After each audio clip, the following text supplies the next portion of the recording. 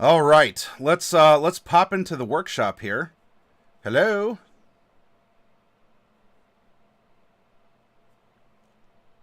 Test. I hear your test.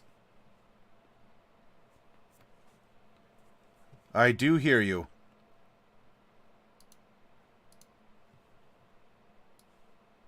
Hello. Yep. Gotcha.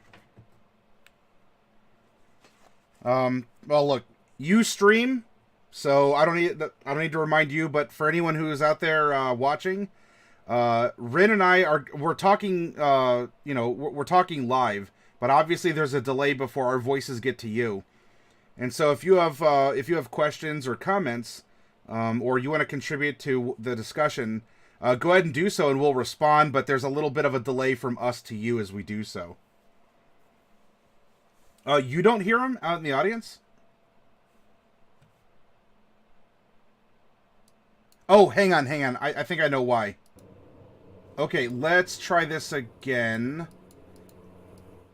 Some of my audio settings were probably a little too low here. Go ahead and try again. How about now? Were you all able to hear him? Gotta take off. Good night, all. Best of luck to any others who to get a box and help fund the show. Thank you very much. Also, D&D time. If you all haven't, check them out too. Awesome dudes. They put on a good show, and it's interactive. If you want to play D&D, pop over to D&D time and talk to them. Look at their Discord, their website, and see who they are and what they do. Kames, I have RinVindor here. And we're going to be discussing the city of Waterdeep, as we are having a Xanathar themed week. We're going to Xanathar's Guide to Everything for our archetypes, and we're doing it sort of in celebration of the fact we've popped 3 Xanathar minis, and also because of the Dragon Heist module that takes place in Waterdeep, and Xanathar is a character inside the module. I mean, he's a character inside of Waterdeep, so I would imagine. Yeah, it's close. That works. All right, now, so you know Rin. It's not that I'm unfamiliar with Faerun, but I've been pretty insulated in my own homebrew world. So I get contact with what's happening in official locations and lore and such. So I've obviously heard of Waterdeep. I know of Faerun and Forgotten Realms and such. Right. But you know what? When we're making characters that are going to exist inside the city, I appreciate you stepping up and wanting to talk about this, because I think it'll help give our characters a little bit of flavor if we discuss, what's the city, what happens there, who are the people, what are some elements that might come up over the course of a city-based adventure. Oh, right. I'm getting some kind of a... do you have the channel in the background? I shouldn't have it in the background running, but let me double check my settings here.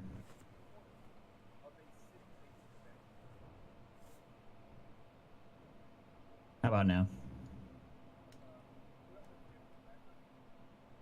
No, I'm still hearing myself. That is really weird. Odd. I don't see any tabs that are broadcasting sound on my end.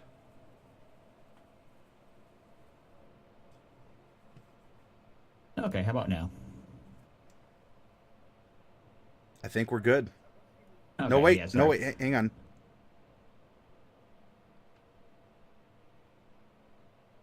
Nope, maybe not. Or if so, it's background noise. So, okay. All right, that's kind of weird. Yeah, sorry. I personally have just recently gone through the process of resetting all of my own audio settings. Gotcha. Reinstall Windows for the 6th time this month. Oh my. Audio settings are the bane of my existence as a streamer. I'm still in the growing stages of that. Actually, if you want to give a little bit of a blurb about that first, so people know who you are and what you do, and with what kind of experience or authority you're speaking, why don't you take a minute for that? I go by Rin. I am a rookie streamer. I started streaming probably about 3, 4 months ago, infrequently, and now I've got a consistent schedule, at least just Sundays right now. But I've been doing tabletop gaming for uh, 21 years, so since I was about 7 years old when my uncle got me into second edition. Oh, wow. So I've been doing it for about 21 years. I started hosting my first games when I was 13, and so that's about 15 years now. I've been running games. Most of my games that I started out with were originally D&D. I picked up R.A. Salvatore books when I was a kid, and that's when I got really hooked into Forgotten Realms, and that world just hooked me in. I'm definitely a sucker for meta plot and concepts that already have a story and narrative that are really interesting that I can hook right into and just jump right into it. Okay. Um, And Waterdeep is providing that because there is so much lore that's out there already. Right. There's so much to work with that it makes it incredibly easy. Like, okay, you know what? I'm in the mood for insert A type game or B type game, and I want to jump into it and I want to see what I can partake of. It's very easy to get that going without having to do any real fuss or muss in the process either.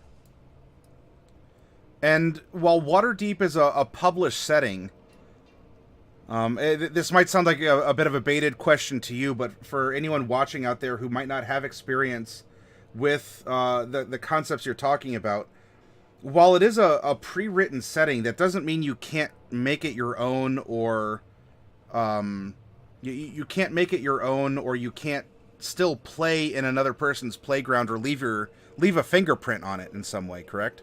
Exactly. Yeah, no, they've always been, even when they write these game lines and these stories and all these books that are tailored onto it, there's no reason that you can be like, you know what I want to do? I want to add drop, and I just want to be like, all right, I picked this year in the date of the game or into the lore line of the series, and I think it's a good point for a good solid story hook, and I want to see how the players handle that setting, and just let them run amok and see what they do. And a lot of the best parts about that is that if you use things like there's a website, probably a lot of the viewers probably already know about this, but there's, of course, your typical Wikia pages for anything. Like I help maintain Wikia pages for a bunch of stuff, including World of Darkness. Yes. But there's also one for Forgotten Realms, and to this day, I still use it all the time in case I might have forgotten something. For anything, like there's an entire page dedicated to just the city of Waterdeep. And so there's so much you can work with as far as the game line goes. Like just walking into or going into that website, you can see like what are the alignments that you'll typically find there. Like what are the most common religions at the time. Like what is the percentage on racial divides. Like is it mostly human? Is it mostly elves? And so that can help weave a better narrative because you know what you're looking at. And in my perspective, that actually helps take a load off of first-time DMs who don't know what they're doing, and DMs who later build their portfolio on that world and setting can really embellish and work with what's already there to do even better things. I wholly agree with you, and it's while it's a common starting point, I do, not that you have implied it, but I do want to say that even people who've been playing, well, Rin, for as long as you go back to this modular content. You go back to you can reference this stuff, and you can still use it as a springboard to channel your years of role-playing experience. It doesn't make you lazy. It doesn't mean you're not creative. It simply can take some of the work off your table that maybe you don't want to do otherwise. Maybe you don't really... Heck, maybe you don't even care that it's Waterdeep, but you want to read about a metropolitan city that has intrigue, and so you just reskin Waterdeep into something that'll work personally for you. Exactly. And if you want to do that and you're like, maybe parts of the world are important to your players but aren't a skill set that you're necessarily skilled at. So like let's say the government system that's based in a city, like how is a city run? Like in Waterdeep, it's ruled by a group of council members and it's shrouded in secrecy. There's none of the lords of the Waterdeep. and so nobody knows who they are, but they know that they have their identities maintained by magical masks. Mm-hmm. And so a storyteller or a dungeon master might not want to do a lot of heavy lifting on describing all these kinds of things, so he has all this information at hand for a secret society ruled city right there to springboard. In fact, in a lot of the 3.0 and 3.5 D&D books, they actually have a lot of excerpts that will tell you, hey, like, especially for the adventure books, like, hey, here's a plug of like this city.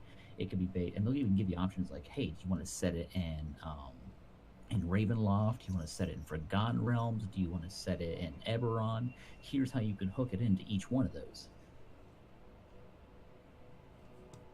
Well then, with that intro, and I think a very good explanation of what type of content this is, as pre-generated, or you can use it as a reference or a bookmark. If you don't mind, I want to talk a tad about the Sword Coast Adventures Guide and what it says about Waterdeep, and then if you can provide some director's commentary, for lack of a better word. Yeah, absolutely. All right, so now Waterdeep and Forgotten Realms has been around for a while, and a couple pages inside the Sword Coast Adventures Guide is not going to have everything that you could possibly learn. But I did see you did provide a link in chat to a wiki that'll probably provide a lot more reference.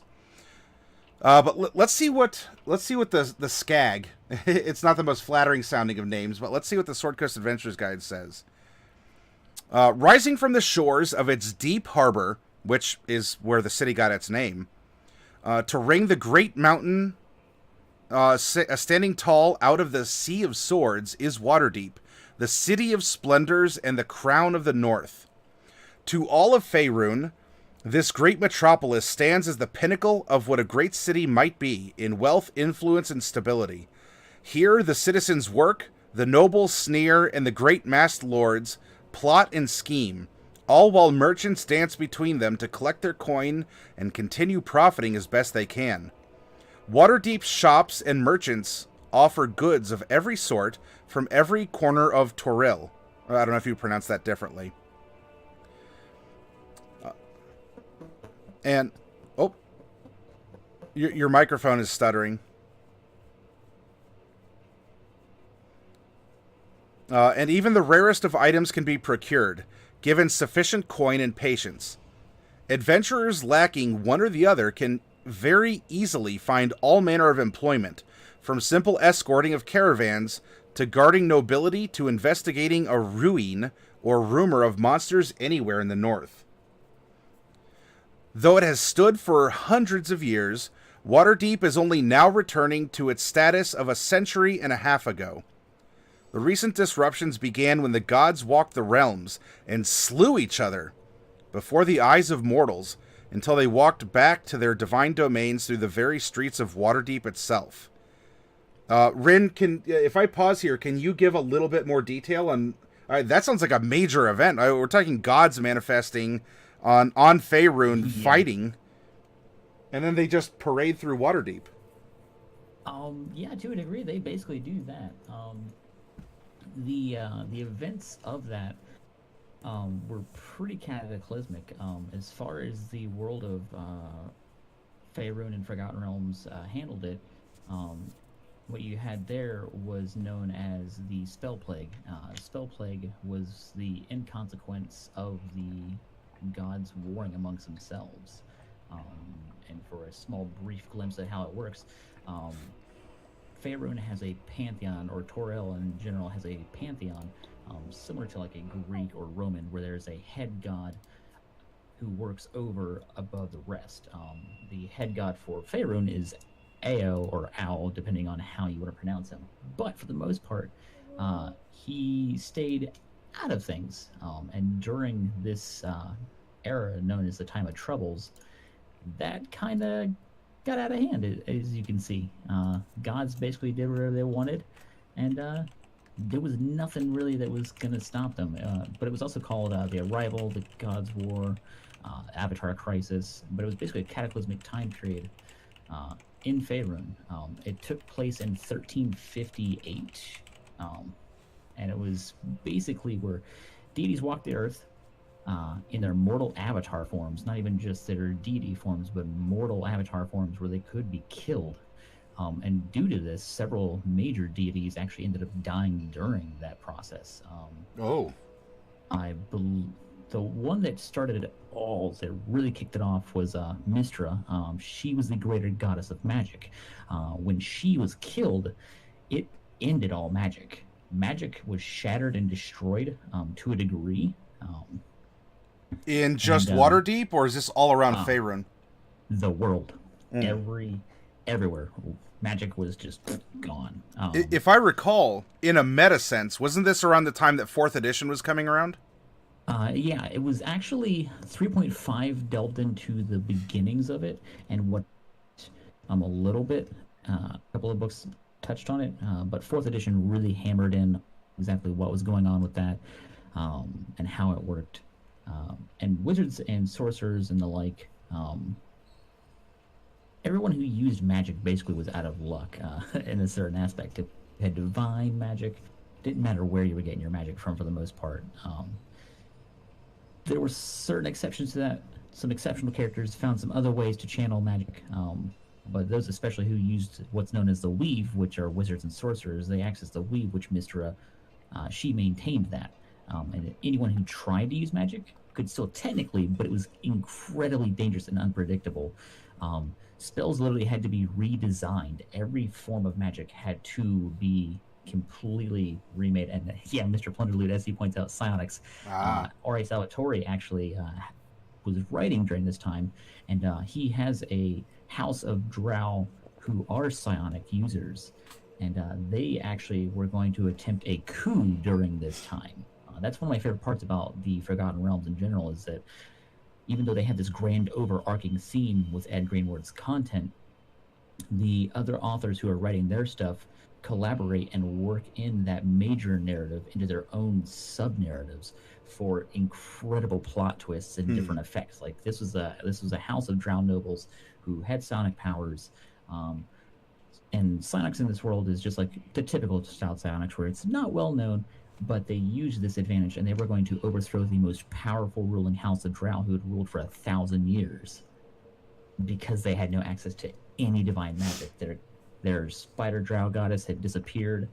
No one had any power, and they were the only ones left with any form of magic-like abilities because they were untouched by it because it wasn't magic. And so, yeah, the Time of Troubles and the God Wars were a pretty tumultuous time in general for anyone who had magic. Well, it sounds like then this is a return to, well, I guess for some of the citizens of Waterdeep it would be normalcy for the long-lived races. Although if the majority of the population is human, this is kind of a brand new opportunity, a brand new era for them. Yeah, to a degree it is. All right, so let me continue, as I think you touched on a couple of these as well. So they walked through Waterdeep itself. Decades later, more deities began dying off. Magic failed, and all manner of catastrophes started altering the very nature of the city. Lord Neverember wasted the city's navy, and then, instead of rebuilding it, hired sailors out of Mintarn and profited from the endeavor. I'm presuming that's a neighboring city. Yes. Okay. Now the City of Splendors is on the mend. The harbor has been cleared of the broken ships that made up the former district of Mistshore, and water. Oh, that's interesting. So there's a whole district made of just. It was sort of like a boardwalk of ruined ships. It sounds like. Yeah, they never really bothered to clean up that process. So made up Mistshore, and Waterdeep again has its own navy. The city's guard, its army, watch, the police force, navy, and its famous Griffin Cavalry. Oh, interesting. Yeah, they actually have one. Land, sea, and sky are all being reformed, but all of that might be a matter of years in the settling.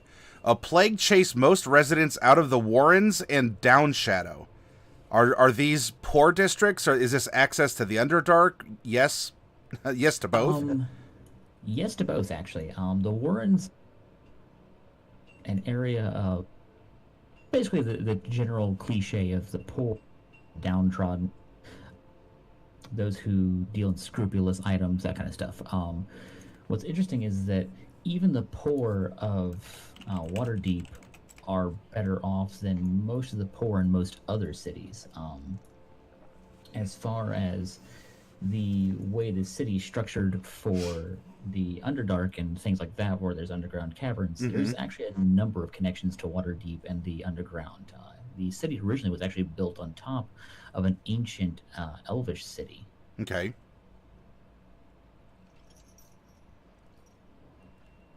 Is that the core of the city? So there's old ruins, or is it completely buried except underground, and everything's been built up since that point?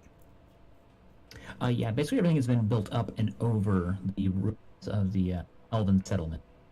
Okay.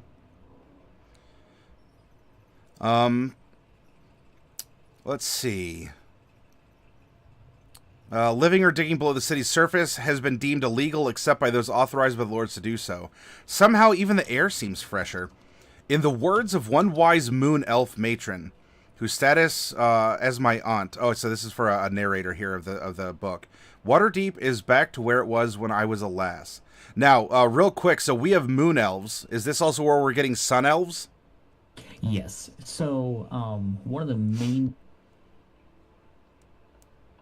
number of elves are forgotten.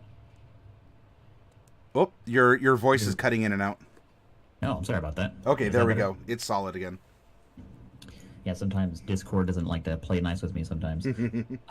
But as far as elves go, there's multiple different sub-races for them. You have wild elves, wood elves, drow/dark elves, avarials, and aquatic elves. And even then, amongst the standard type of elf, you still have your sun elves, your moon elves, and then some would say other subcategories even then.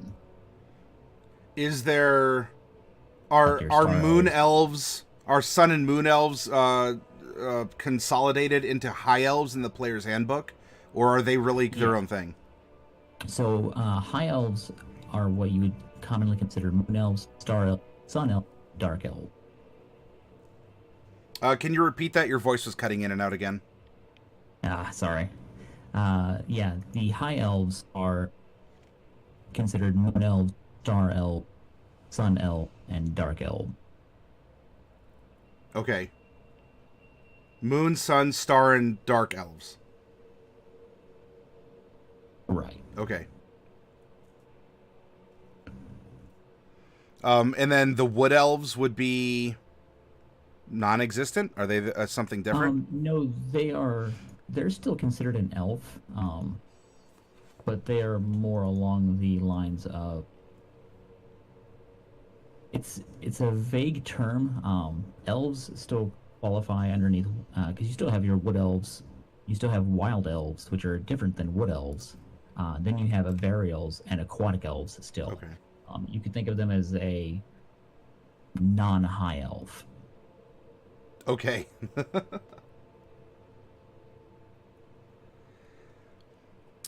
All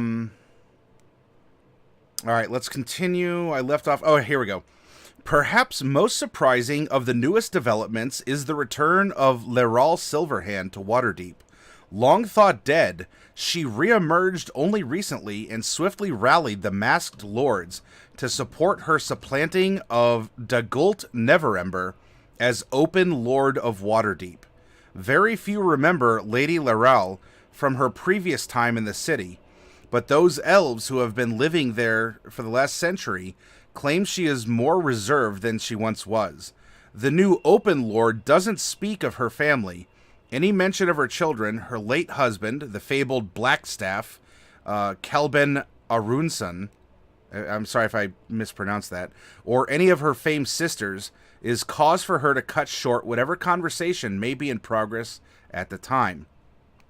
Her relationship with the current Blackstaff, Vajra Safar, and by the way, you'll probably remember, or if you're hearing these names, these are figures that are in Dragon Heist that we've been popping open, you may remember. So her relationship is cordial, but the two are seldom seen in one-on-one conversation, and most think that Lady Laurel has little to learn from a mage who isn't nearly her equal. All right, so there's a couple concepts here that it discusses, but I think there's a presumption you know what it's talking about. So we have an open lord. So this is someone who is not masked, I take it? Yes. So when I mentioned previously that Lord have a system government. Your voice is cutting in and out again. Yeah, I've noticed that. It seems like it's Discord that's cutting me out because my mic and my tools are still. Huh? Are you on push to talk or is it just open? It's fully open. I might have to change it to push to talk.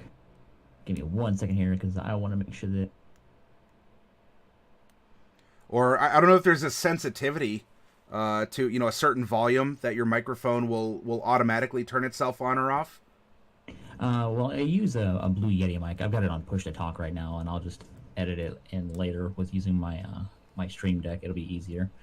But yeah, so the way it works is that in the system for all of the lords, you have a bunch of council members who are all masked magically. You can't see through it. Even high-level divination magic won't get through it. You have to get like 7th, 9th level range spells before you can break through their masks typically.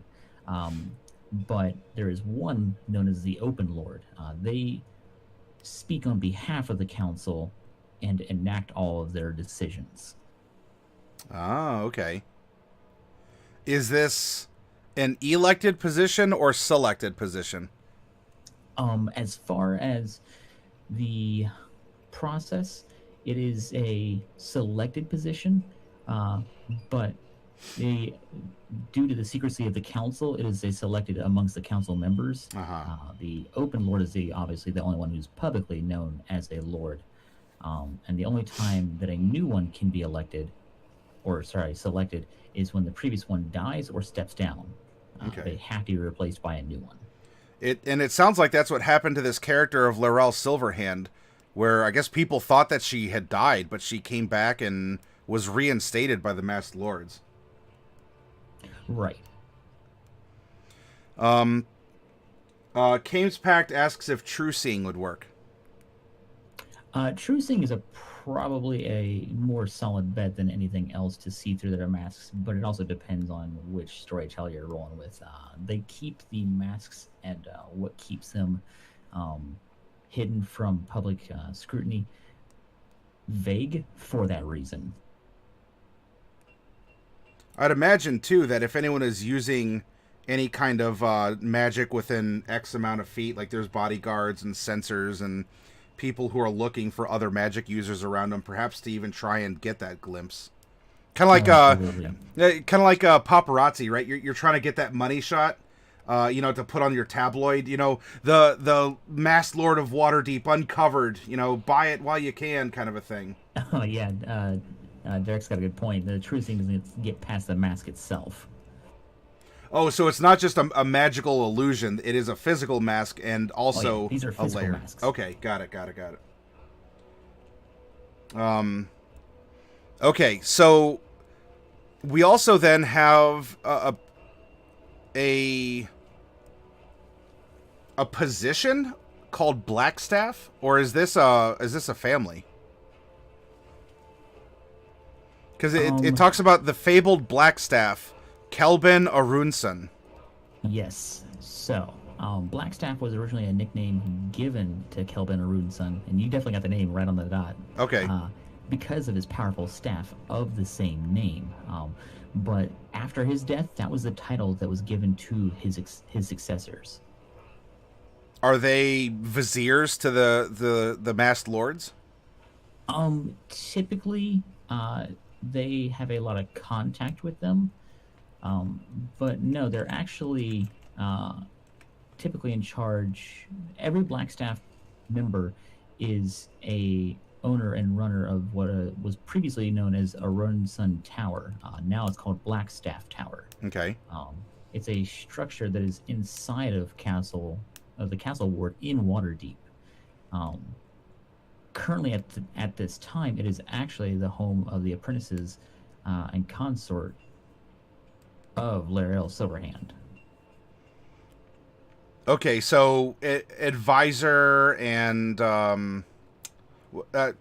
is consort, is that also more of a personal relationship, or is this was purely business, do you think? I would say it's more of a mixture of the two. Kelvin had a personal relationship with Lario Silverhand Okay. back when he was still around. But it was also the home that he used to teach his apprentices while he was in charge. And it sees other purposes depending on who is in charge, but frequently it ends up being a place of teaching for some mages who are considered a prodigy in some field. I'm digging it. And actually, you know what? You preempted one of the questions here. As we continue, as always, the Open Lord is selected and supported by several masked lords who bear masks, robes, and amulets to disguise themselves when publicly sitting in judgment or council, and who make policies for Waterdeep.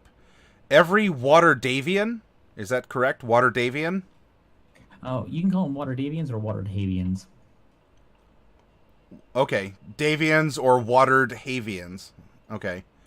Has suspicions as to whether this or that influential citizen is or isn't a lord of the city, and some are willing to make their beliefs public, but few who are confronted in such a way have ever claimed to be a lord, and none of those who have also produced proof of that assertion. Not hidden at all are the other lords of the city, the nobles of Waterdeep. And we have generated apparently a noble dwarf as our first character who might have some relation.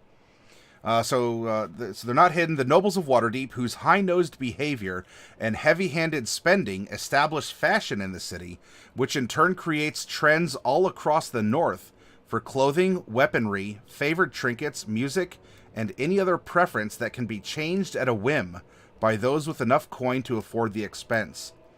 More than 75 noble families call Waterdeep home, representing between them all manner of business interests, rivalries, and internal strife.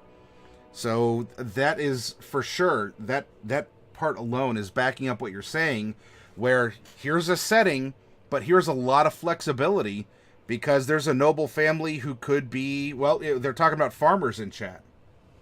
There could be ones who sponsor poisons and medicines, or weapons, or are, you know, courtiers, they're a part of the court of the masked lords of Waterdeep. So there's a lot of potential that you can run a noble character, or there's a noble for what you want. Pick a lifestyle. Being noble carries with it a great deal of advantage. Operating from one's place at the head of the economic and societal hierarchy, a noble can easily lift a mediocre craft person out of obscurity, dash the hopes of a wealthy merchant of ever securing another contract within the city, or provide the backing... Wait, did I get that? Or provide the backing an ambitious adventuring band needs to find fame and great wealth. The only true competition nobles face is from one another. Such rivalries are the source of much gossip and intrigue. It'll continue, but on the second page, splitting that is... it's not the most detailed of maps, but I think it conveys a general sense of things. Do you have the book in front of you at all, or are you watching on the stream? Yeah, I've got the book. Well, I've got a 4-monitor setup, so I've got the stream, I've got the Forgotten Realms wiki, and another monitor with the book. All right, so it mentioned the ports. It looks like the ports are along the dock ward here in the south. Now there's this green, there's this coastal green blotch, and it looks like I'm seeing some topography lines. Is this the fabled Undermountain area? As far as that goes, it looks like it's by the castle ward. Yeah, as far as it goes, there's a couple of different locations that will actually allow you into Undermountain. But as far as the exact location where they're all at, there's a number of them that are hidden. They never list all of them, just that, good old fashioned Dungeon Master hooks. Um, but one of the most common ones for people to go through is the tavern that has an entrance located to it. That one is the Yawning Portal. Am I correct? Yes, correct. The possibly the most famous tavern in all of Forgotten Realms. I also see mention there's a place here called City of the Dead. So there is a large, like a cemetery that's a necropolis also. Yeah, it is. It is a necropolis, and it is well known that the dead walk there. It's been a phenomenon that has never ended. Most people in the city do not know the cause of it. There are several different reasons why the dead walk, though, in that land. So it's just a normal like. Is there daily life interaction with them? Do you rub elbows with vampires and zombies and ghosts, or is it or is it No. all contained and people are actually kind of they know it happens but they don't like going there? Right, exactly. No, they keep it contained. It's basically a park-like area that's surrounded by high walls. Before the spell plague, it was actually often visited during the day by wanderers and old people who were doing like the odd people who are like, yeah, I want to go on a picnic or something like that on a quiet area in the city. And at night, the gates of the city were closed since it's a graveyard. However, after the spell plague, where the god wars occurred, it fell into disrepair, and more important individuals had their own personal graves or family shrines were also entombed there. Even like the higher nobles were also entombed there. Uh, but yeah, the reasons for the guards are not, of course, to protect the graves, but to protect the city from the occasional restless undead creature that comes up and shows its ugly face. Yeah, yeah. Interesting. To kind of reminds me of I was doing that playthrough of Vampire the Masquerade Bloodlines, and when you're in the Hollywood section, there's a cemetery that acts a lot like that. uh, okay, and we're in the last part here because it looks like there's only a paragraph left before we talk about well, alphabetically Yartar's next, but this book goes through Baldur's Gate. It goes through Neverwinter. These are probably familiar names to most of you. Even if you have even just a little bit of a contact with D&D, you might have heard of those locations as well, because Forgotten Realms is extremely developed.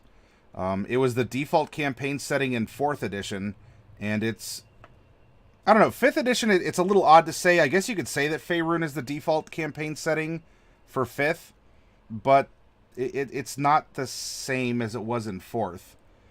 So there's a lot in modern years that has been developed, but how Faerun's been around for original Since the D&D beginning. players? Yeah, I mean that's Yeah, well, not quite the original. The original D&D actually didn't have a setting.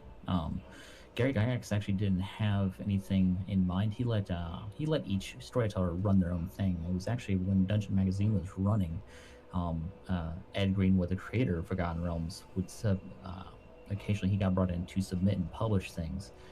And eventually they contacted him for his work.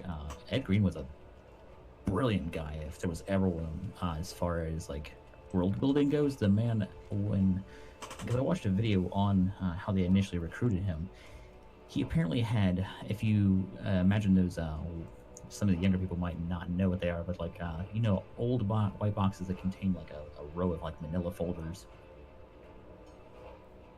Imagine an entire like 700 square foot room filled with them. That's how much Ed Greenwood had written over like whew. 15, 20 years, just on his own, for the fun of it. The entire Forgotten Realm world. Just lore on this city, lore on that city, lore on this person, this entire lineage. And Here's this the wasn't with history. modern Oh, word no, processors either. no, this is without a computer. This is good old fashioned handwritten. Whew. Then let's bring what the book says home, and then we can talk about some aspects. Maybe I can bring up the characters we've generated so far, and we can weave it in as we. It looks like there's some people in chat who are talking about different campaign elements, some ideas, and then we can try and discuss this. As tomorrow for Friday, I want to make 2 more characters, so we'll have a party of 5, and then on Saturday we can sit down and we can make a thematic Waterdeep campaign outline that people can use and consult or run themselves. Let's see. So, nobles of Waterdeep always try to maintain at least a veneer of civility in their squabbles.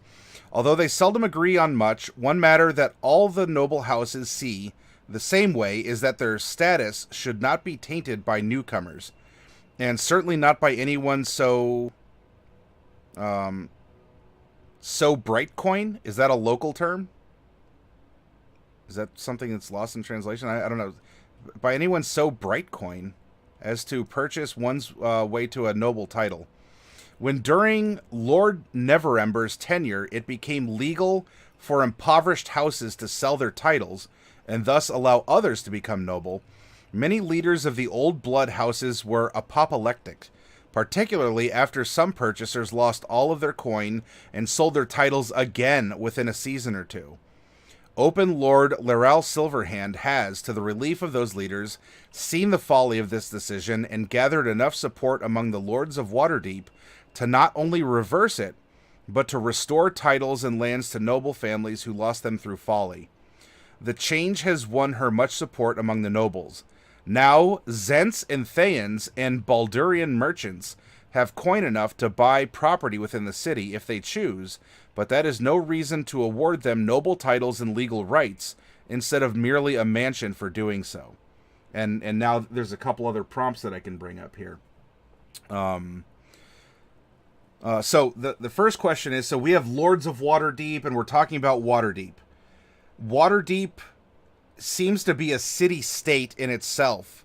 Although, how far do the lords' political influence or legal influence travel? Is it confined to the city, or does it take an entire region?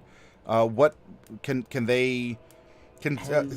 As far as their political pool goes, it's typically confined. You can imagine like a 100% bar on like the political power. It does wane as they go outward. I'd say 80% for most of the lords is contained within the city.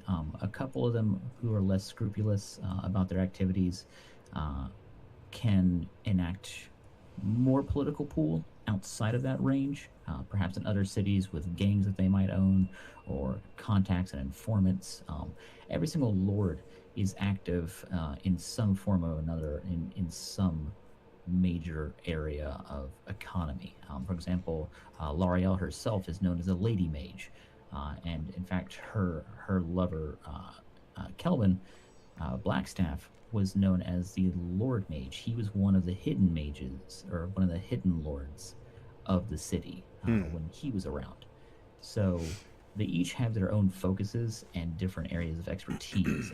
So those with magic have obviously some pull in the fields of magic outside of just Waterdeep. They might be able to travel to Neverwinter or to another city and get more done than another noble might. Okay. Springing from there, we have three factions or something brought up. As it says, it's now Zents, and from my recollection, there's a place called the Zentarum Keep. Am I correct? Yeah. And in fact, we even saw a Zentarum bandit being popped open with our minis. So a Zent or a Zentarin or whatever. Are these friendly, neutral? What is the relationship between the Zentarum Keep or Zents and Waterdavians? As far as their relationship, it's a little complicated, but the Zentarum are actually a mercenary company. Okay. But they do have a keep known as Zentel Keep. Oh, Zentel Keep. Okay. Yeah, it's also called Thargate Keep. So if you see anything else that references Thargate Keep, it's the same thing. It was actually at one point it was the most powerful city in what's known as the Moonsea region. Um, but as far as their connection, it's basically a mercenary company. They've been around for about 200-ish years, give or take. They've experienced a number of major successes as a mercenary group. They've had a number of major defeats too. Um, but as far as their current, it depends on what timeline you're looking at as far as the scale of like where they're at. But to give you a scope of how powerful they were as a mercenary company, at one point at their height, they had about 10,000 members. Oh, wow.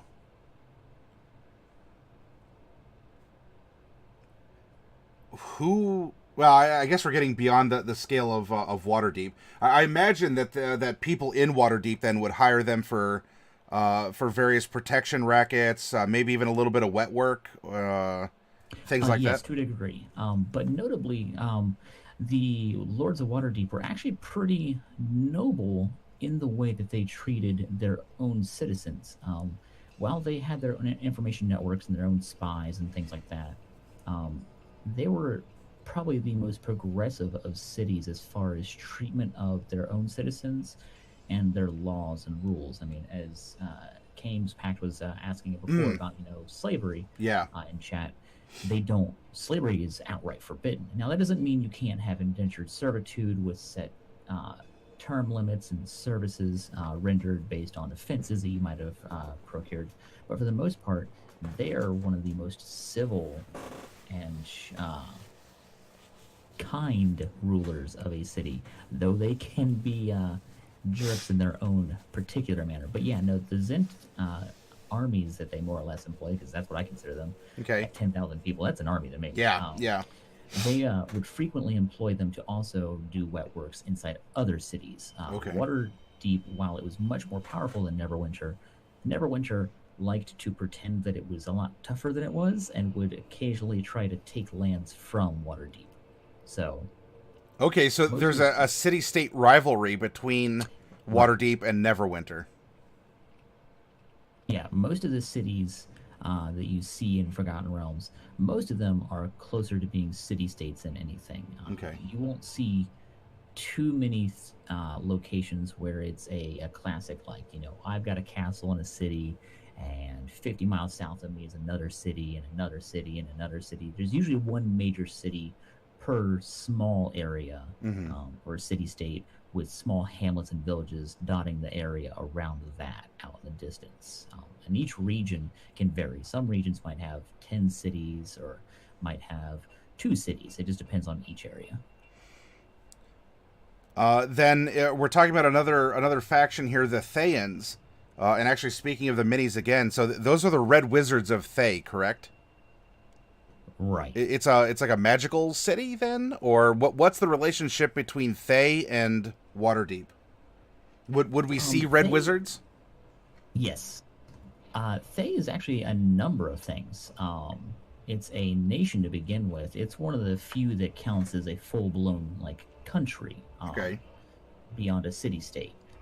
They are out in the east, very far away from the Sword Coast in general. They're mostly landlocked. They've got a large mountain for their center of their lands, but they also have a number of deserted areas and lakes and rivers. But for the most part, they're known for their windswept mountains and badlands. Okay. And then I'm gonna presume that Baldurians are from Baldur's Gate. Yes, you assumed correct. Okay. Is this a neutral, friendly, still competing like Neverwinter? As far as Baldur's Gate, it's a metropolis. It's a city-state. As far as its allied, or not allied, but its attitude towards Waterdeep, they're pretty close. As far as their treatment of each other, they're both pretty well aligned. There's some areas where they don't see eye to eye, mainly because the fact that Waterdeep is a slightly different government. process than Baldur's Gate. Well, Baldur's Gate is more like a monarchy meets an oligarchy. Okay. So it's ruled in a different process. It's got a council of 4 members versus an unknown number of members for the Lords of Waterdeep. And usually they consist of 4 people who have different areas of expertise. Usually there's like a master at arms or like a strong warrior of some form. There's usually a noble leader of some bloodline, and usually at least one spellcaster, and then usually somebody to foot the entire bill to everything for Baldur's Gate. But they're usually part in arms with Waterdeep and another place called Silvery Moon. Silvery Moon. Yes, I believe the location or the group of the 3 cities, they're part of what's called the Lord's Alliance. Oh, this book does talk about, well, actually, Silvery Moon is right before Waterdeep. This book does discuss the Lord's Alliance as well. Okay. Actually, you know what? On the page where it talks about Yatar, there was Evermore's, and then I'm seeing Silvery Moon. So this part of Faerun seems to be very heavily populated with these influential cities. Very heavily populated. Okay. Well, then I appreciate Rin. I'm not saying this to let you go here, but to summarize, you gave you addressed the content that the Sword Coast Adventurers Guide brings up specifically there, and you gave a really good history. And if you don't mind, I'd like to pick your brain a little bit then to see how we can, if we were going to create these characters to run in a Waterdeep situation, be it Dragon Heist or something else, what would be some interesting background information, some flair? What would be a custom piece of info that we could assign to the characters? And we've generated 3. Do you have a little bit more time to at least touch on the characters? Yeah. No, okay. My dental appointment tomorrow is not even till noon, so I got like another 9 hours to chill. Okay, no problem. All right, so the first character we made then using Xanathar's guide, and by the way, actually, you know what? Can you take just, I don't know, a couple minutes and talk about Xanathar as a person, question mark? As a guild, as an influence in Waterdeep, and or this guide that he's apparently assembled. I can do it. So Xanathar is actually one of the most famous, or I would call him famous because I love him, but the appropriate term would be infamous beholders. He's an actual beholder. That's his name. That beholder you see on the cover is him as a whole. But he also runs a thieves guild in Skullport. As far as that goes, Skullport is basically a hive of evil that is deep beneath Waterdeep. It's actually within the 3rd level of the Undermountain. Oh, okay. Is that a proper part of the city, or is it just affiliated? It's not really under jurisdiction, I imagine, then, right? No. The Undermountain is completely outside of the jurisdiction of the Lords. They are aware of it, and they occasionally send people into the Undermountain to obtain things. But as far as the jurisdiction goes, no one's got jurisdiction in there. Not since the madman himself died. But yeah, the way it basically is run for Xanathar, he's also known as the Eye, so you'll see that referenced a number of times.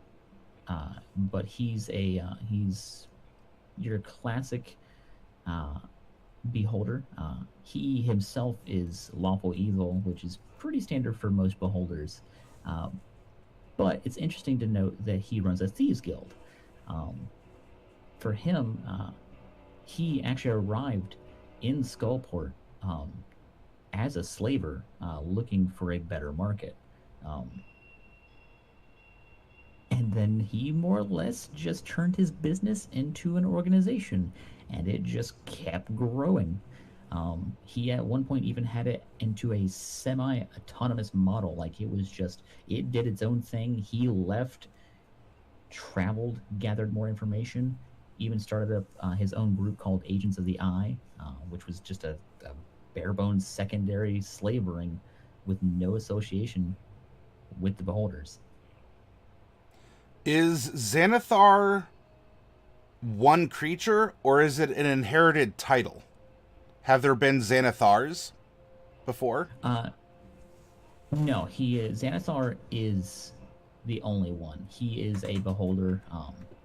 He's pretty old as far as they go. He's even described as being ancient and wrinkled, and pretty paranoid as far as Beholders go. Well, even if it's paranoid for Beholders, I guess that's a whole new level. Yeah, but to prove how powerful he is as a Beholder, he actually extended his control over every Beholder within Undermountain, because there are more than one Beholder in Undermountain. There's a number of them. And he actually extended and took by force control over the entire Undermountain with that rule. Now, it wasn't as easily enforced as you would imagine, but he's also a sorcerer, so he can get around. But those who did not basically want to listen to him just left. They basically didn't have a choice. It was either bow to his rule or flee. There is one rival, though, that he does have. I don't remember if he's still alive or not by 5th edition, but his name was Misker. And that's another Beholder? Or is this someone else in a Thieves Guild? I don't remember Misker that well. I would actually have to look that one up. I want to say that it was a Beholder. I'm like 99% sure that it was. Okay. Is there a relationship then, and I'll name drop one more character here. Is there a relationship between Hallister Blackcloak and Xanathar, or perhaps any of the Lords of Waterdeep? Well, after Xanathar, I believe he died. I can't remember how the process started, but I want to say one of your viewers, Deju, said it was incorrect. Yeah, they're technically right, because while Xanathar is the Xanathar, he is killed. I don't remember how he's killed or what the process of that was, but I know that he ends up being killed, and the title and all of his possessions are processed over to this other person who took on the title of Xanathar. Okay. And I believe there's another one. I think there might even be a fourth one, but it's like just a Beholder killing the last one and going, "I'm Xanathar now." I think that's the natural progression of things in Beholder society. Yeah. That's how they do everything. You want the last cookie? You gotta kill me for it. Well, of course, that's the natural, here's cookies, I want a cookie, well, I want a cookie too. Death. Right? I mean, I prefer rock, paper, scissors, but to each custom their own.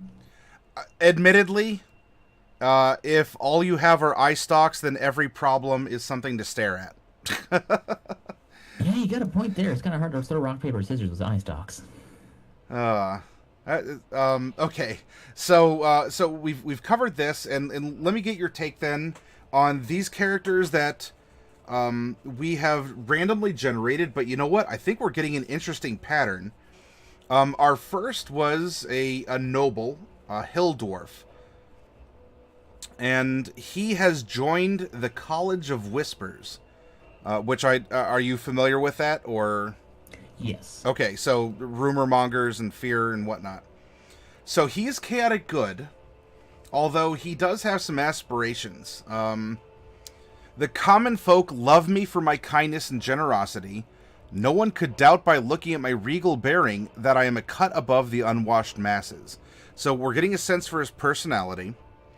His ideal is responsibility. It is my duty to respect the authority of those above me, just as those below me must respect mine. See, he seems to want to be a part of this power structure. He'll give alms to the poor, but perhaps because his station expects such behavior. And then he expects, thank yous and everything coming up to him. I will face any challenge to win the approval of my family. And so this is a bond, and this is for a DM. By the way, if any of you out there who are playing 5th Ed or you're thinking about running, look at your players' personality traits, ideals, bonds, and flaws. There's a lot of content there. And his flaw is, in fact, the world does revolve around me. So here, let's take a singular character, and we'll start with our first here. What might you imagine this dwarven noble? He carries himself like this. He needs to win the approval of his family. He has these proclivities. How would you place this character in your conception of Waterdeep? Well, it's actually really fun that, as you were describing, I immediately fell in love with the character's base idea, because hill dwarves are also known in Forgotten Realms as gold dwarves. Gold dwarves? Yeah, gold dwarf, as in golden. But what's really interesting is that the psychology behind them is very typically based on materialistic and ritualistic. They value themselves by what they possess and the reputation of their family. So seeing him as a noble, you can see him as somebody who treats the commoner of the city well, but also holds himself above and beyond the standards of those same commoners because he's in a higher station. So really, as we randomly generated him, he fits in very well with the concept, the society that he was born into. Oh, absolutely. The only thing, honestly, that would make him out of touch and would give a good spin on his story is what he's doing in Waterdeep. The hill dwarves are typically further out east. They're not commonly seen on the Sword Coast. So what brought him and his noble lineage to Waterdeep could be a number of things. It could be that his family specifically is a group of nobles who have a lot of investment in mining and ore trade and have brought their goods. And he started as a merchant, but maybe, or his family at least, started as a merchant line and was able to get lucky and marry into a noble line in Waterdeep. And that's how he was born into noblehood. And where could this College of Shadows then? It seems obvious. So that this is, I'm not trying to, I'm not patronizing you or anything, but especially because it might get people in the audience to think too. If he's a part of the College of Shadows, where we know his position in society as a noble, then where would this archetype to his being a bard really shine in Waterdeep? That one's a little bit tougher, admittedly. Typically, most things that are known as like shadow or magic are typically revolve around, at least in Forgotten Realms, they revolve around the drow. Now, there is a thing that is called the shadow weave, that is basically the parallel to the weave of magic that the world works in. So it could be slightly tied into that. That part really just honestly depends on how the players want to start him as a character. And what was the class that he was starting as again? He is a bard who has gone into the College of Whispers.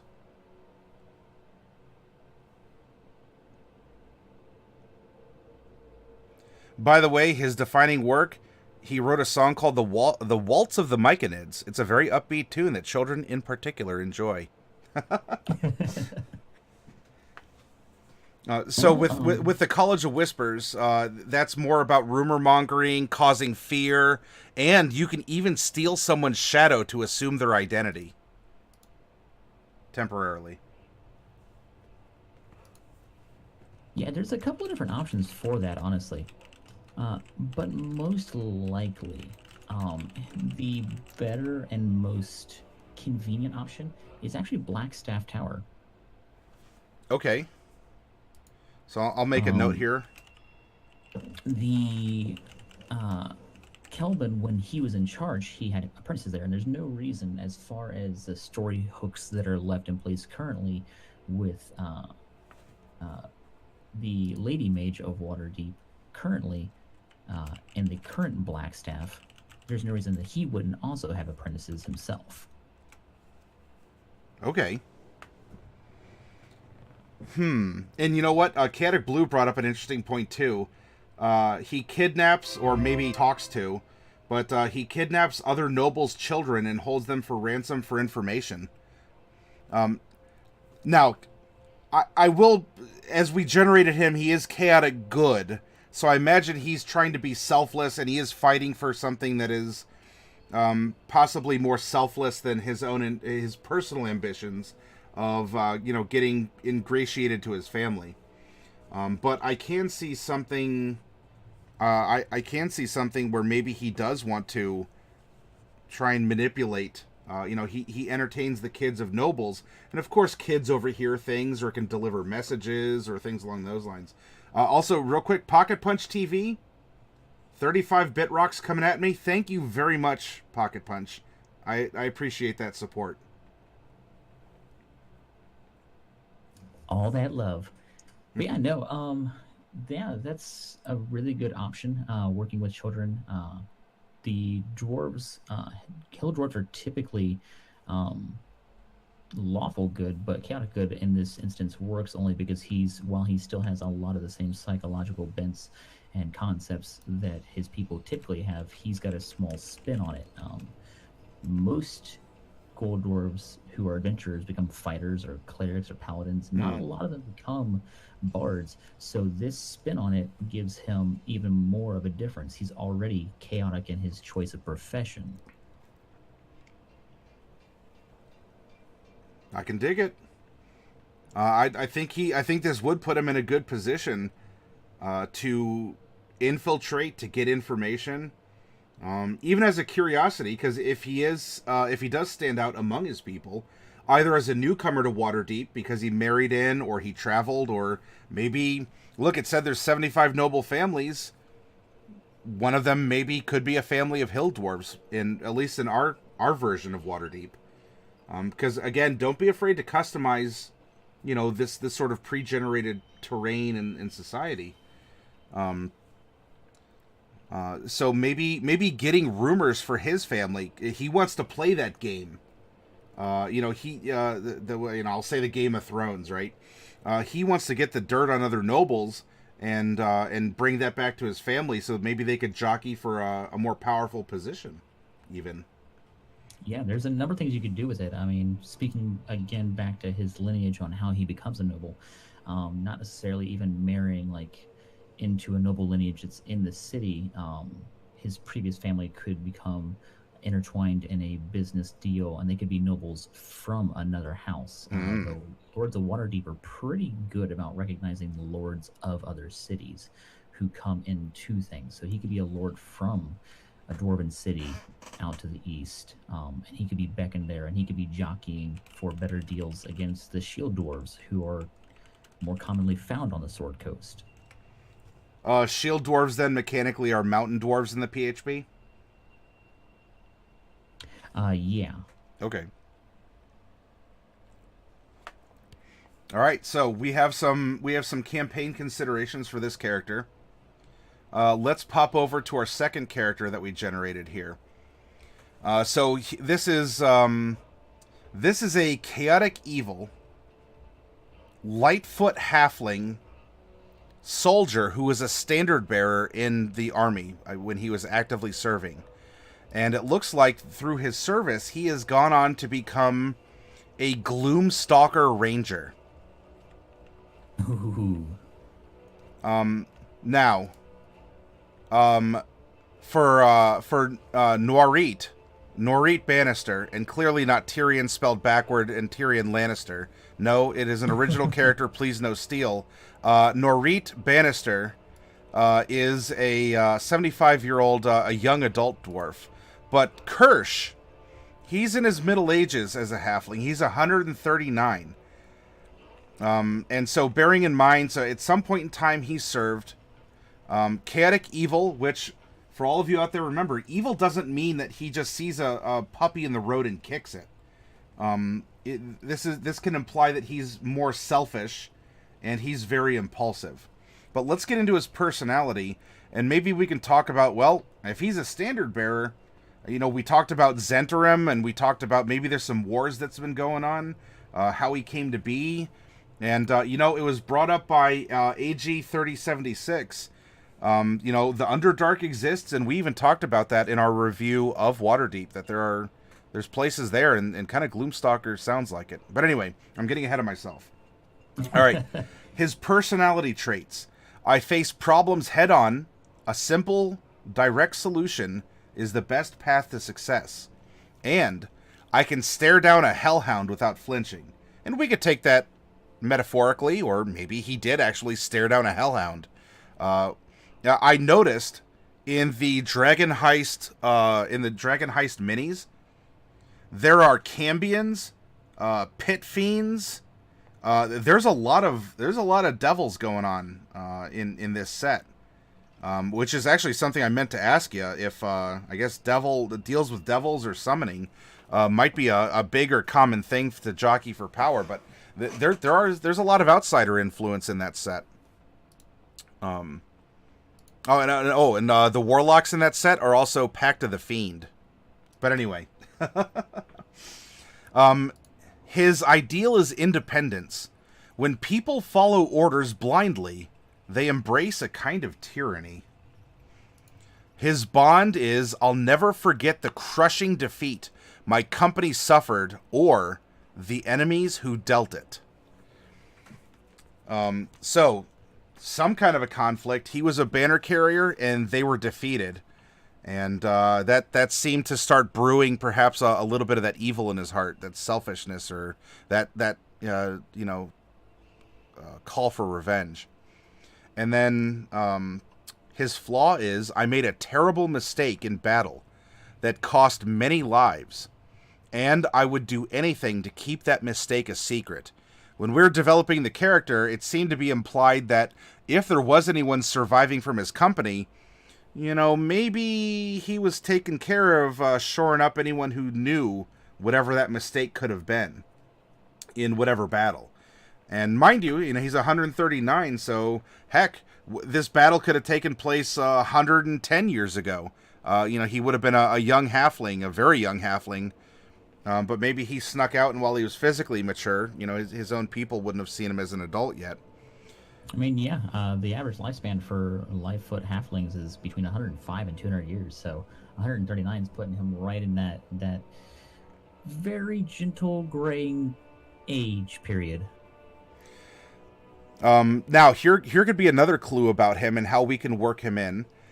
His homeland, as a child, he dwelled on the edge of a swamp in an area imperiled by land creatures as well as aquatic ones. So we have kind of a grizzled veteran of some sort of skirmish or battle.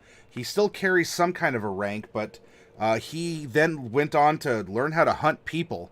In fact, we took humans, tieflings, elves, and orcs as his favorite enemies. So what about this character what would be compelling about this character?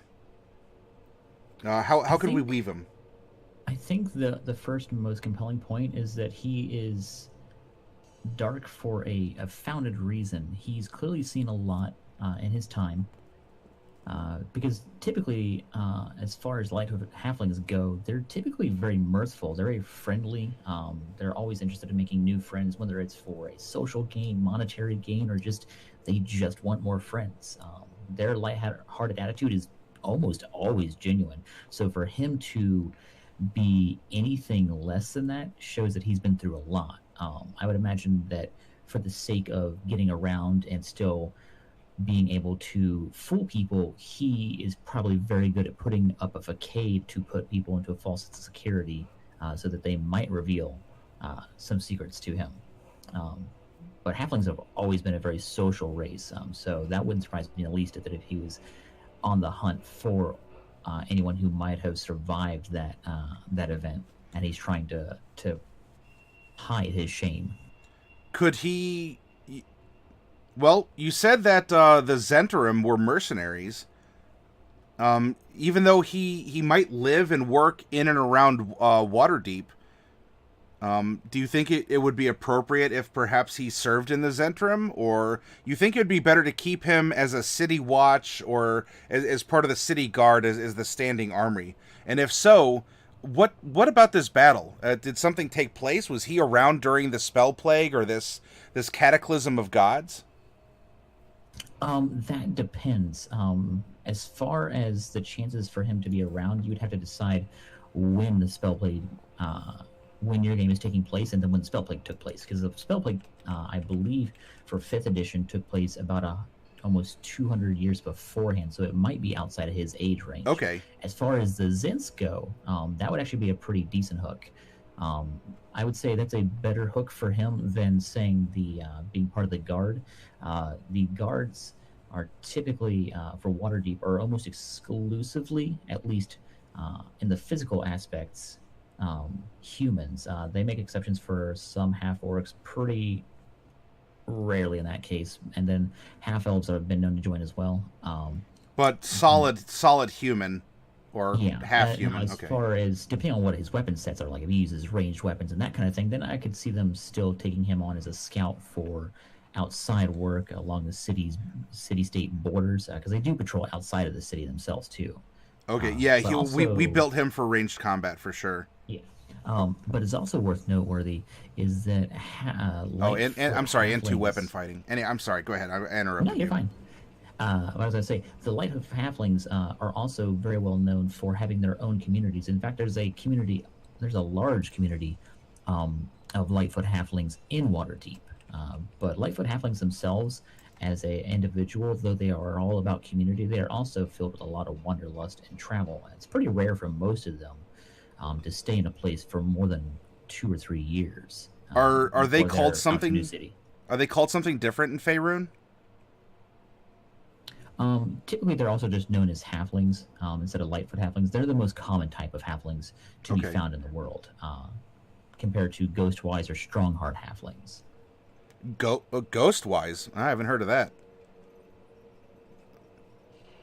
Yeah, that's probably because they're the most uncommon of the 3 halfling subraces. They're pretty unusual. They've got the ability to communicate telepathically with any creature within 30 feet. Albeit they have to still share the same language, unlike most telepathy.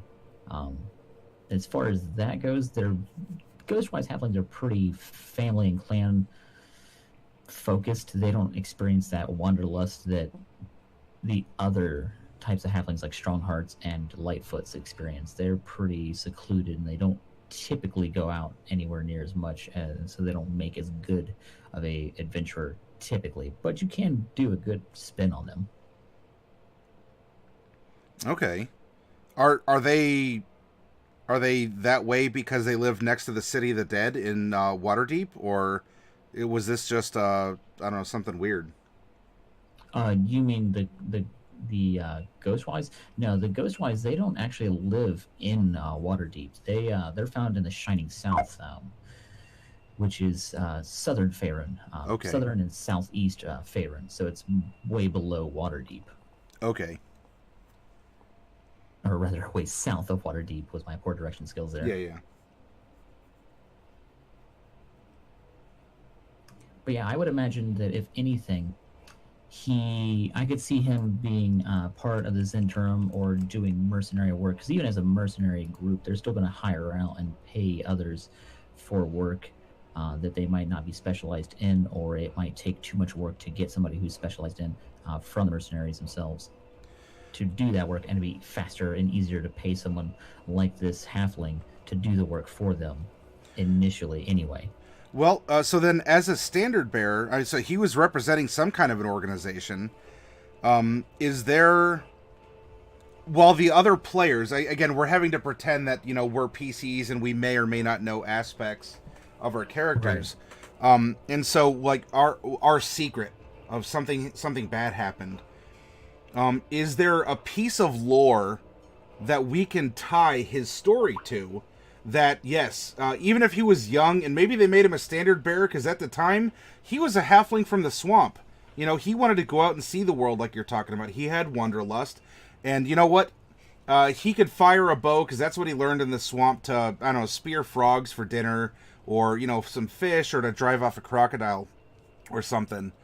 So he had some skill, but they gave him a banner, and there we go. So how, even if the other players in our own little sort of meta knowledge in our heads, it'd be like some weird kind of like meta knowledge or something. Or it's like playing in Hacksign. You're playing an MMORPG, but in a single player game as the meta shell for an online worldwide game. Anyway. Yeah, So I definitely understand on that. So what could be a battle or a faction that he did represent that we can anchor him to, and then have him dance around or remember maybe it was a particularly brutal battle, it was a skirmish maybe between city-states, or if he was carrying a banner, it could even have been for a religious organization. Whether or not he shared that faith, maybe he did, maybe he didn't. But what's something that's coming to mind that we could tie this to? I would say probably the easiest thing, honestly, ties back into the cult of elemental evil, actually. Cult of Elemental Evil. Ostomer, thank you very much for that host. It's good seeing you again.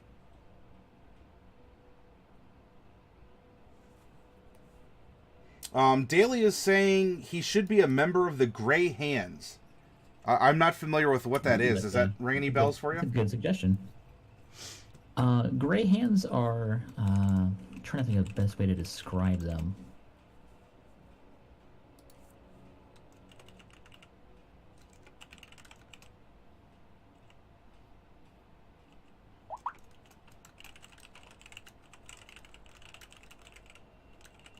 Because I was going to say before you made that suggestion, I was going to say the reason I mentioned the elemental evils was because they attack a place called Mulmaster, which is out to the east in the northern region of Faerun, and that's by Zentel Keep. So if he was working for the Zentel army or mercenaries in general, he could have been employed to combat the cults that were attacking in that area. But to answer your question about the Greyhands, they're basically a group of elite adventurers who work directly for the government of the city of Waterdeep. So basically, like, they're special, like, spec ops adventurers that get sent in to fight, like, all sorts of things, like Glazborough and stuff like that. Oh, okay. So demon incursions are actually kind of a thing in the city. Oh yeah, I mean, it's not impossible, but they've happened. But the Lords only call those people in as a last resort. The only thing for the Forts Grey is that, well, they're called the Forts Grey, but they're also called the Grey Hands. The only thing, though, is that they are of good alignment across the board, except for a handful of lawful neutral individuals. So that might be a bit of a harder part to spin into. Well, he actually, if I recall correctly, all right. So deception isn't necessarily his big thing. As a free agent, maybe he did dabble with them, because this is a good meta reminder now, as whether we're wearing the hat of a PC or as a DM. Your character sheet, if this is your character sheet up here, this is a photograph of your character at this point in time. For all we know, this character could have been an absolute wonderful, lawful good, he went to church every Sunday with his family, he was a good old country boy, he would catch frogs out in the swamp, when he found a dead body floating in it, he'd invite all the other kids to poke it with a stick, all the good communal stuff. Yeah, I mean, I'm a little tongue-in-cheek humor there, but, and so he could have very well have been this bright-eyed, if he had a tail, a bushy-tailed halfling. Maybe we can create a custom, who needs, like, was it the Ghost Talker halflings? We have the bushy-tail halflings. But now, in this moment, as the camera zooms into the back of the head of the character and we begin the adventure, Kirsch is selfish and impulsive. He is chaotic evil. It doesn't mean that he can't be redeemed in the future, and that he wasn't a straight A student in the past. So, with all these years, you did say it was difficult, and I understand why. Maybe he could have been affiliated. Or, wait. So I do like the idea of the elemental evil, and I could see, carrying a standard, right? Everyone kind of rally around, we're going to fight. Does this Force Gray also carry banners? Or are they very covert? Is this like a Delta elite agent sort of thing? Or? Yeah, they're closer to like a Delta elite kind of style spin on things. Typically, the way it works is, as far as the organization goes, is that whoever is Blackstaff gives orders to them. But they rarely work for them directly unless they're facing something super dire, like a demon incursion or something like that. But typically the way it works is that they're expected to work they're not expected to work like a typical city guard where they're patrolling for basic city threats like muggings and stuff like that. Yeah. They're free to pursue their own goals as long as they're available in the city. That is the one catch. So they wouldn't be given as much free reign to just leave the city, because they have to be ready to be called to action for at least, I think it was something like equivalent of like 40 hours a week, but in exchange the city pays each member 100 gold pieces a month. Oh wow. So, all right. Yeah, pretty good pay. But the other interesting plot hook, I'm glad that he mentioned the Grey Hand, because their base is also out of Blackstaff Tower. So that loops him back around to that again. He could have started out as an apprentice at Blackstaff Tower and then recruited immediately into the Grey Hand. Okay. So he could have served in the Waterdeep army as a whole, and insert blank excursion or war that happened. There's hundreds of skirmishes, thousands even, throughout the history of the land. So you could have an easy time at picking out one of those. And he could be a standard bearer in that incident, and his small group was almost all but wiped out because of a mistake that he made, and perhaps a couple of them supposedly are now back inside the city. It could have been as simple as an incursion on a small orc raiding party, and his small regiment was sent out to deal with it, and the groups basically wiped themselves out, minus a few stragglers on both sides. All right, I'm digging it. I think we have good. Well, we've discussed, even if we're not 100% solidified, we're discussing options, and that's exactly what I want to do, because these characters can be one or several, or they've touched on it all, and we're still exploring the custom and the history of Waterdeep, which is ultimately what I wanted to do this segment anyway. So this has been really cool. And then we have one last character. Are you good for one more character? Oh yeah, sure, bring it. All right, the last character that we created tonight is we haven't named him yet. Now he is another chaotic evil Lightfoot halfling, who is a member of the Jewel Cutter Guild, and he is a war wizard. Now we didn't talk about Cormyr, but in Xanathar left a note about him not wearing purple and that he should go and change into it. So Cormyr might come up then with this concept of a war wizard, if you want to touch on that briefly. As far as the you mean the city Cormyr, right? Yeah, because isn't that where war wizards are sort of trained and developed? A good portion of them are. That's more or less where they hail from. There are exceptions to that rule. Some higher-end war wizards who spread out and teach their arts in other locations, but I'd say like a solid 98% of them stem from Cormyr. Okay. But yeah, Cormyr is basically, it's known as the Forest Country. Its most famous feature is its banner, which is a seal of a purple dragon on a shield. It's an independent nation. It's landlocked, if I'm recalling. I'm like 99% sure on that part, but they're a landlocked area. But even as far back as like 1372, they literally fought wars on every side of their borders. What do they have that people want?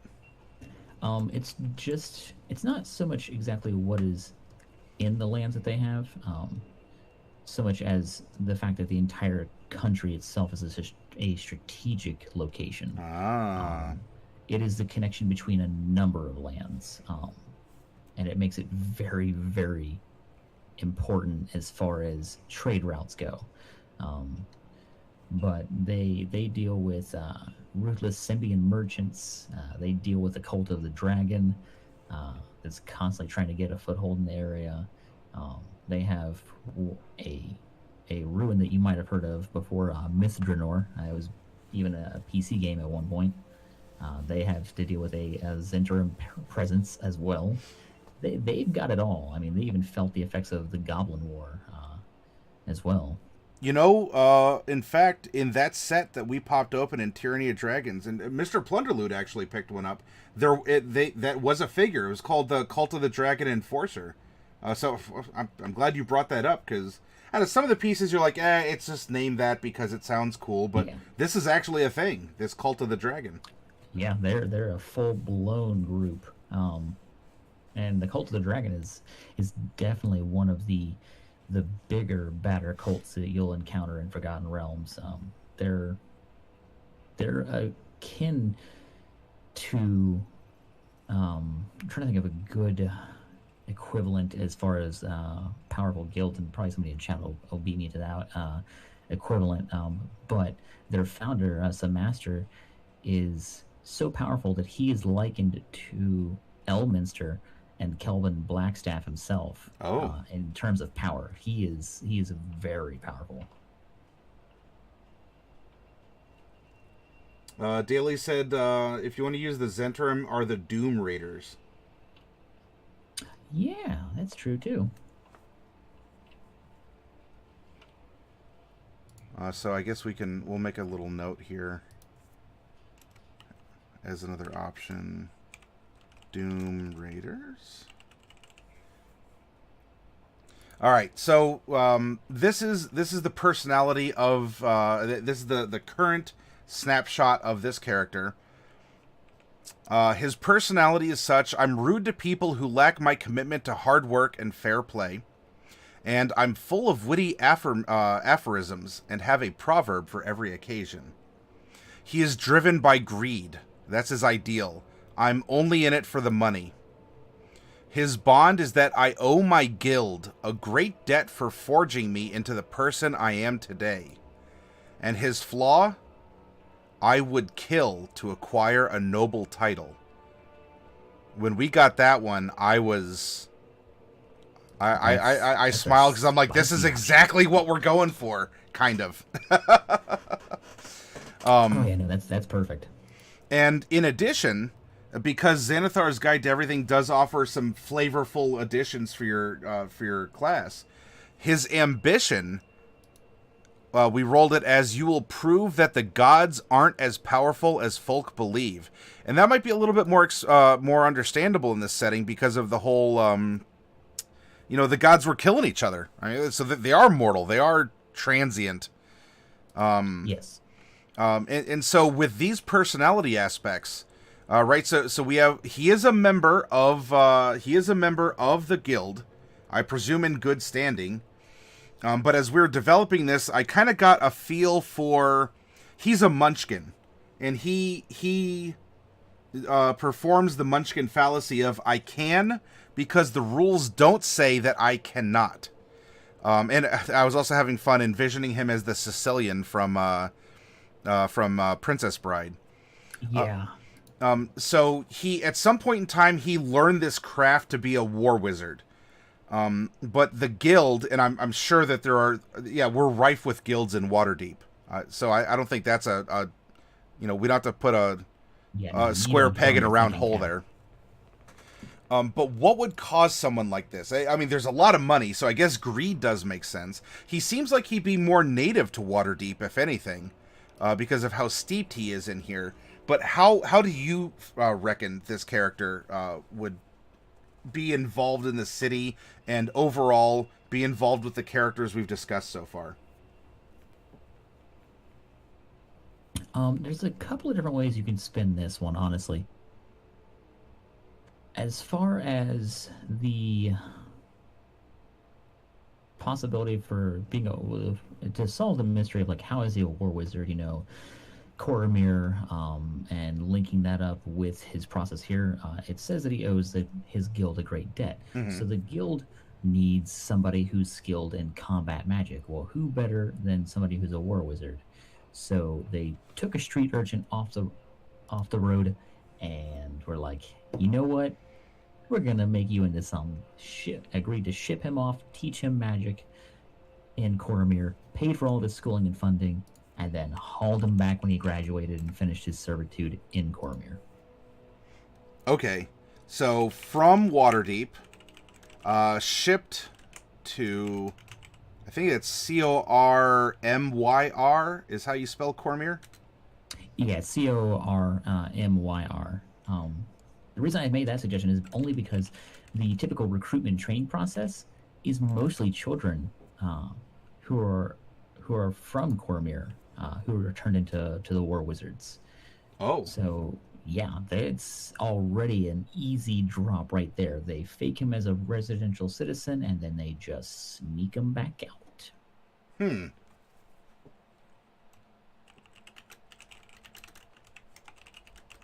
But I mean, at the same time, even if you didn't want to do that process and you didn't want to have that long of a backstory, not as common. I mean, I'd say 90% or 85% of the recruits are children, but there are the occasional adults who petition to be war wizards and get trained for those things. Most of those requests, though, are denied, or they're given a lot of suspicious looks, mainly because they don't want to just teach somebody who doesn't have a pure heart, so to speak.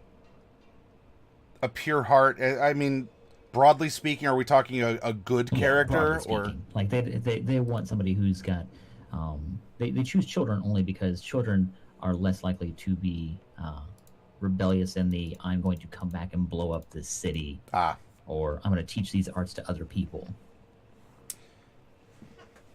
Then, so he's talking about this guild. He may very well be a part of the jeweler or the lapidary, the goldsmith guild or whatnot. Would he fit in?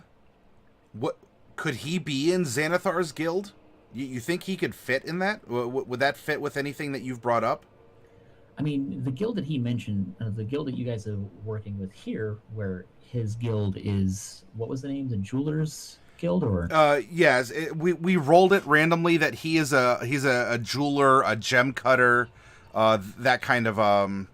So, one of my favorite things to do is, even within a guild as large as Xanathar's, is I would imagine that you would have different smaller subsects, and there's no reason one of them wouldn't deal in the acquiring of gems, rare and precious stones. They're important for spell casting. Oh yeah, they're important because nobles got to have them. Oh yeah, so there's definitely a lot you can spin on those too. And he would kill to get that noble title.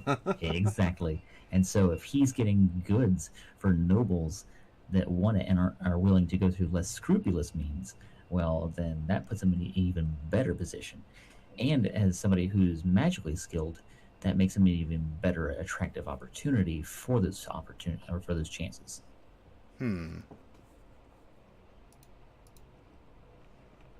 But yeah, I could definitely see him working with the jewel cutters, and jewel cutters are just a small subsect of Xanathar's guild that specialize in gems and stolen goods that are gem and jeweler related in general. And he's just the hired, more or less magical muscle of the group to keep them safe from anybody who's trying to get back those stolen goods or steal from them. That does seem to be an anchor for him, that while he is impulsive and selfish in his expression of chaotic evil intent, this guild does keep him centered. This does seem to be an anchor for him, a family or something that's important, as it seems like as we're reading these random results. Oh, Sweet Pea, thank you very much for that. And Dark Wolf, you're gonna get some sleep. Thank you for hanging out with us, Dark Wolf. Yeah, thanks for joining. And so it seems like he's willing to test the boundaries of his guild whether it's a legitimate face of a gem cutter, or even if there's a shadowy eye stalk acting as a puppet master of a branch of it or something along those lines. He still seems to abide by the tenets of the guild, but he is willing to do everything that he is not told that he can't do, if you get what I'm saying. So it should be powerful and important enough. I think that's a huge portion of this character to keep him centered or focused, or as a DM, if you're worried, oh my gosh, my friend made this character, he's going to be a lol random murder hobo. A war wizard that's chaotic evil. He's just going to go around and, I mean, obviously in Waterdeep you can't just go around casting spells and expect to live for too long, because you're not the only person with magic in the city. Yeah. Actually, I just had the idea. Sure. The name Gem Cutters just now made me think. I'm like, that sounds like a subsect of a thieves guild that's like, we're cutting gems from the rich, or we're cutting gems from other people, and it could easily be an entire group of halflings that are all doing this. That the gem cutters are all halflings, so it's a halfling exclusive subsect of Xanathar's Thieves Guild. Because you'd imagine somebody who's cutting gems has to have very accurate and precise fingers. Yep. And I would think of a halfling instantly at that point. That natural +2 dex. Huh. Okay. Yeah, I like that. So, and you did an awesome thing, Rin, and I appreciate that. Where, sometimes we can get caught up in the words that are put before us by a book or a respected other source, even each other, as we're having a conversation. But if you stop and think in the margin, think that one step further.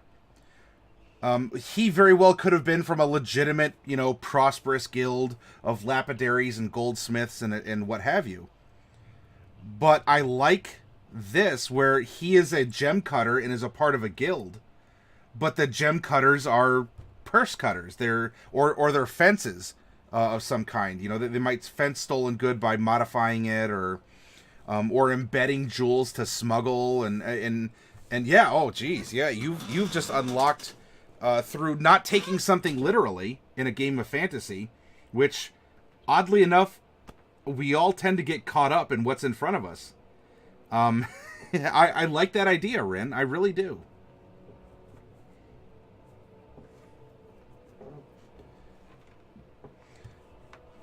Now, we are going to make 2 more characters randomly tomorrow night.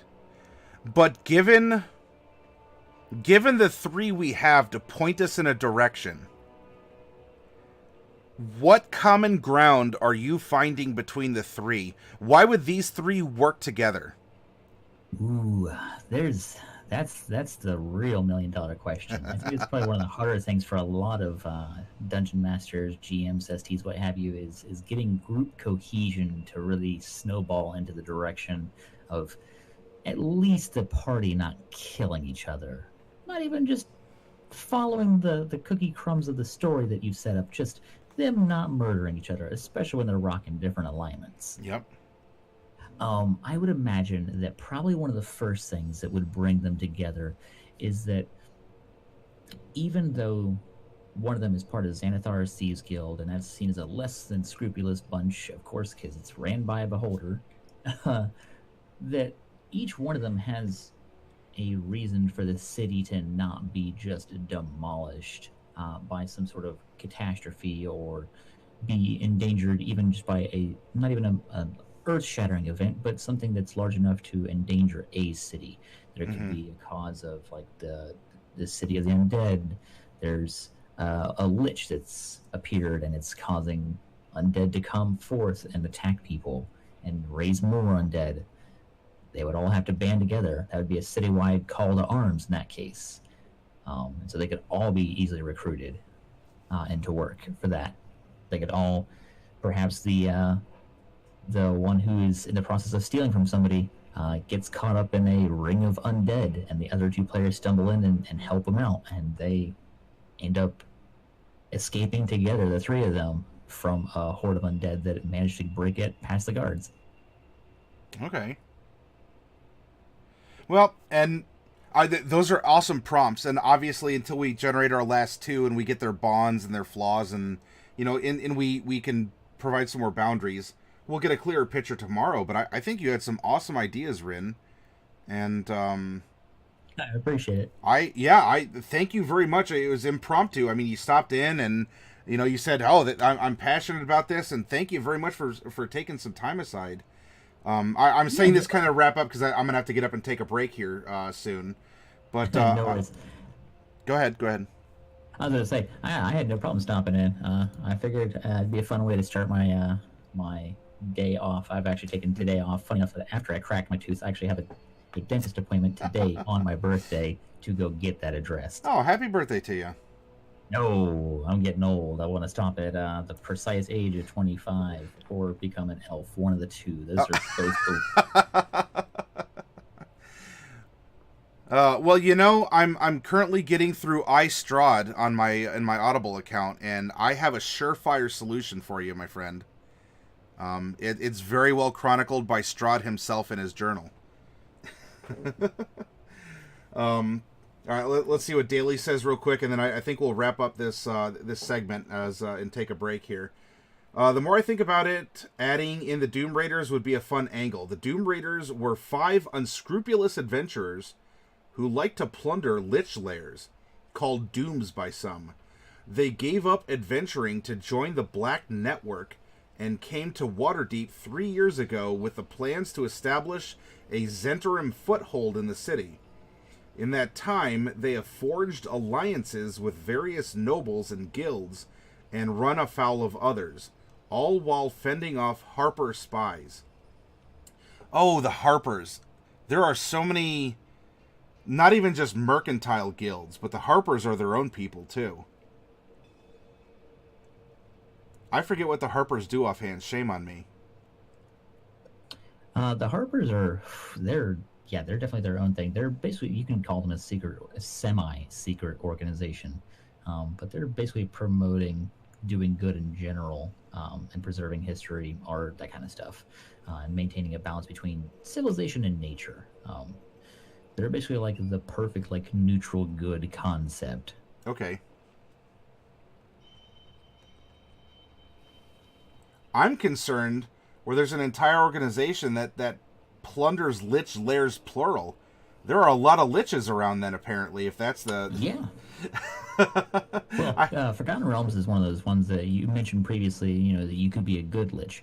Forgotten Realms is one of those ones that definitely push the narrative of not every lich is evil, though even the good ones tend to wane towards neutral after, 2,000 years. That kind of level of consciousness takes a toll on your sanity. You have your typical necromancers like Tam. That name sounds familiar, Tam. Tam, he's known as the Zulkir of necromancy. He was at one point a regent of Thay, until he became the supreme leader of Thay. Yeah, he was one of the 8 Zulkirs who ruled the country of Thay. Thay is ruled by Zulkirs who are experts in magic. Okay, so like an oligarchy of elder mages, right? Yeah, so like, for example, Tam is, since he's a lich, you can probably infer, and the viewers themselves can as well, a necromancer. His specialty is necromancy, and there's also others, one for each school of magic, one for adjuration, conjuration, divination. Okay. But he ascended to the point where he became considered a great lich. We have different levels. Massively powerful.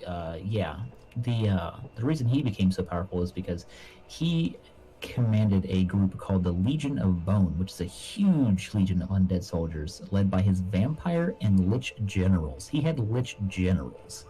So all right, then. Like where he was at. Yeah, he had a number of massively powerful ancient artifacts. They know him as one of the most frightening people to deal with. I want to say he's like 400 or 500 years old, so he's not actually quite that old as far as liches go, but he's amassed more powerful than, honestly, any lich in history that I can think of, at least as far as Forgotten Realms is concerned. Huh. Yeah, Death just ain't what it used to be in the Forgotten Realms, huh? No, not really. And there's at one point in one of Ari Salvatore's books, because he makes brief appearances in those. During the spell plague, he actually tries to destroy Neverwinter by having one of his lieutenants have a primordial beast rise up from a volcano in Neverwinter, or off to the side of Neverwinter, awaken that primordial beast and destroy the entire city with a flow of lava. Whew, he's not playing around. Nope. And the best part is, the only reason he did that was to create more undead so that he could raise more undead. Oh, so it had nothing to do with wealth or power. It was just he wanted numbers. He just wanted more. Wow. He was creating rings of undeath that would kill everything. Humans, the average human who would step into these rings would die instantly and come back. There's actually a 3.5 Forgotten Realms book that introduces a new spell and a new type of undead called the Dread Warrior. It's a spell of necromancy raising the undead that he specifically created, and it is like the best spell for necromancers to learn if you can ever learn it. The Dread Warrior. Hey. Yep, you pulled one of those earlier. They're the gold figures, I think, that have like a red visor or something. Right? Yeah, those are Zastam's personal undead that he creates. Whoo, lordy. Well, here I'm again. You see Dread Warrior, and you're like, I get it. Okay, it's like a spooky looking mini. You brought who? So yeah, that's a thing. That's a big thing actually. So if I put a Dread Warrior on the field, if people at least know what it is, and I'm not just using it as a placeholder for a skeleton and armor, then a Dread Warrior, let alone several, should make people consider their life options. Yeah, the reason that they're so much more powerful is because they were naturally more reinforced by necromancy in general. Negative energy reinforced them. They were more durable, more powerful, but the more frightening part of them as undead is even though they were controlled by the necromancers, Zastam did teach a number of Thayan students of his how to use that spell. So it did distribute and filter through eventually. But the most frightening part about Dread Warriors is that they are still relatively intelligent and they are capable of speech and thinking for themselves, but are still 100% obedient to their creator. So they still retain the abilities of their previous life and all that comes with it. So you could have a Dread Warrior that's a 15th level fighter, and that's a lot more frightening than a level 1 skeleton warrior. Yeah, it's not a rank and file zombie skeleton or whatever. Even a white or whatnot, because they only have they have limited sentience and speech capabilities, I think. Yeah, they've got one, but it's super primitive, like in the most basic sense, like you said. Wow. Yeah, there's a lot you can do with them. I'll say. Well, sir, thank you very much for your time. And, daily, chaotic, for all of you who've been following along, offering suggestions, asking questions and such. I appreciate it. I'm not trying to rush this, but I kind of am trying to rush this because I've had 2 pitchers of water and I got to get up and take a break. So thank you very much, Rin.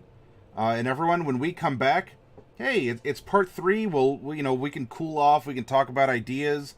Maybe we'll wrap stuff up unless there's anything, any other like lingering embers that need to be stoked a little bit, or any last minute boxes you want me to pop, and then we'll find someone who's streaming and give them a little bit of a raid love. So, yep, Chaotic Blue, that's the plan. Let's take a couple minutes. Let's take a potty break, get a snack or a drink or whatever, and we'll come back and finish things strong. So, thank you very much, Rin. No problem. I'll see you guys later.